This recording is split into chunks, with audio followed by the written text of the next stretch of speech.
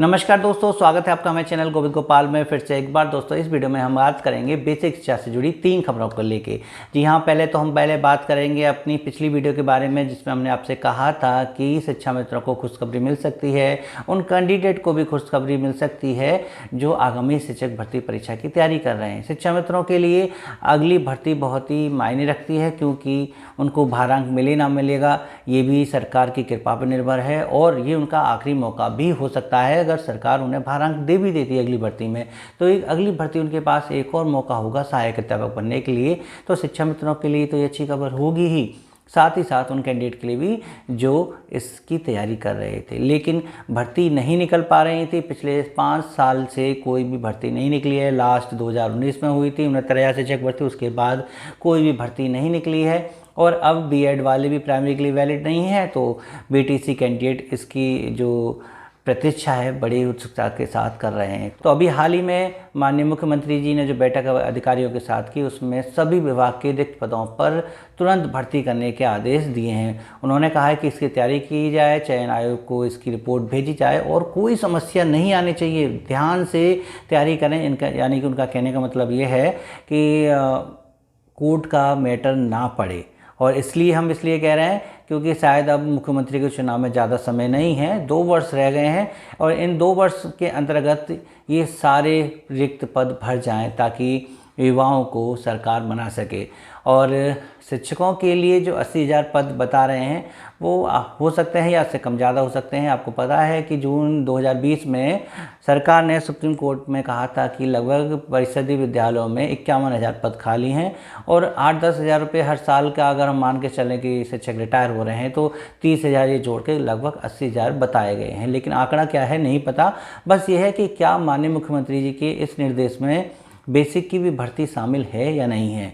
विधानसभा में दिए गए बयानों के अनुसार जब शिक्षा मित्रों को शिक्षक छात्र अनुपात में शामिल कर लेते हैं तो कोई भी पद रिक्त नहीं होता है। लेकिन अगर शिक्षा मित्रों को इसमें शामिल नहीं करते हैं तो शायद इतने पद रिक्त बताए जाते हैं। क्या होगा क्या नहीं, क्या भर्ती निकलना शिक्षा मित्रों के लिए अच्छा होगा या नहीं निकलना अच्छा है कि चलिए वो एक शिक्षकों का अनुपात तो बनाए हुए हैं। खैर ये आगे आने वाली बात है। और अब फ़िलहाल जो हम दूसरी बात बताने जा रहे हैं यानी दूसरी जो खबर है वो दिव्यांग बच्चों के लिए है। माननीय वित्त शिक्षा मंत्री जी ने एस्कॉट योजना के अंतर्गत दिव्यांग बच्चों के अभिभावकों को 600 रुपये प्रति माह की दर से 10 माह का जो है 6,000 रुपये सालाना, एक तरह से कहेंगे 10 माह का जो है भत्ता देने की बात कही है। ये एक वो सुविधा है जिसके अंतर्गत अभिभावक अपने दिव्यांग बच्चों को विद्यालय भेज सकें। वैसे तो विद्यालय भेजने के लिए दिव्यांग बच्चों को ट्राईसाइकिल और रिक्शा मिलते ही हैं, लेकिन इसके अतिरिक्त भी ये देखा गया था कि कुछ अतिरिक्त व्यय होता है बच्चों को स्कूल भेजने में, जिसकी वजह से अभिभावक बच्चों को स्कूल भेज नहीं पा रहे थे। लेकिन अब उनको ये धनराशि दी जाएगी ताकि वो बच्चों को नियमित रूप से विद्यालय भेज सकें। समेकित शिक्षा के अंतर्गत दिव्यांग बच्चों को भी विद्यालय में समान रूप से शिक्षा प्राप्त करने का अधिकार है। साथ ही साथ जो दिव्यांग छात्राएं हैं उनको 2,000 रुपये अतिरिक्त सालाना दिए जाएंगे। खैर ये थी स्कीम दिव्यांग बच्चों के लिए। और हम आपको जो तीसरी खबर बताने जा रहे हैं वो ग्राम पंचायत सहायक की है। ग्राम पंचायत सहायक की भर्ती हो चुकी है। जो डाटा एंट्री ऑपरेटर भी हैं एक तरह से, उसमें कुछ पद रिक्त रह गए थे। वैसे तो ये भर्ती पहले हो चुकी है लेकिन उसमें कुछ पद रिक्त रह गए थे। उन रिक्त पदों को भरने का भी अब आदेश आ गया है। जी हाँ, ग्राम पंचायत सहायक के रिक्त पदों पर भर्ती होगी, यानी जिन ग्रामों में ये नहीं रखे गए थे अब उनको भरने की तैयारी भी की जाएगी। अब माननीय मुख्यमंत्री जी के निर्देशानुसार सभी विभाग अपने रिक्त पदों पर भर्ती तो निकालेंगे ही, लेकिन शिक्षा मित्र और अन्य व्यक्ति इस भर्ती का इंतजार बेसब्री से कर रहे हैं। और साथ ही साथ शिक्षा मित्र इंतजार कर रहे हैं अपनी कमेटी की रिपोर्ट आने का।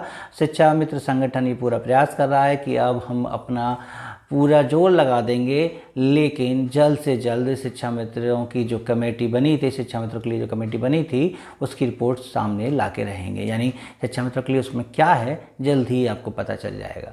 बस आपको थोड़ा सा और इंतजार करना है और अन्य व्यक्ति जो आंदोलन के लिए इस बात को कह रहे थे कि आंदोलन इस करने का ही सही वक्त है, ये अभी सही वक्त नहीं है और ऐसा अभी नहीं करना चाहिए। सरकार आपके पक्ष में है और सरकार शायद अब कुछ आपके लिए और बेहतर कर सके, इसी उम्मीद में हमें थोड़ा सा और धैर्य रखना चाहिए। तो बस आप इंतजार करते रहिए, हमारे चैनल को सब्सक्राइब कर लीजिए ताकि हम अपडेट आपको दे सकें। और वीडियो अच्छी लगी तो प्लीज़ इसे लाइक और शेयर करना मत भूलिएगा।